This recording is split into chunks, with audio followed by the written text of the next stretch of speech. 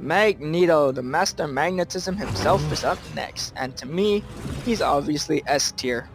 Even with his current nerfs, I still believe he's S because, well, before I get to why I believe he's S, he's still one of the best tanks, and one of the best solo tanks, and also one of the easiest tanks to learn and play.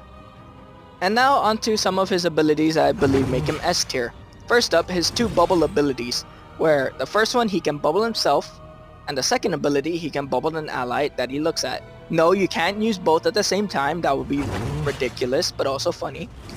And correct me if I'm wrong, these bubbles not only absorb damage, but it doesn't go away after a certain amount of damage, it goes away when the duration of his bubble ability ends. Correct me if I'm wrong on that.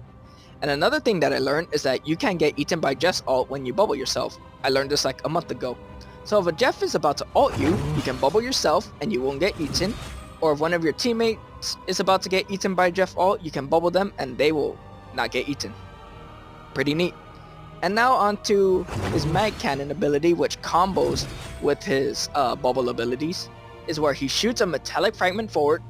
The ability alone does pretty okay damage, but with the combo of his bubbles where the damage his bubbles absorbs increases the damage of his mag cannon, and it also adds a knockback effect for it.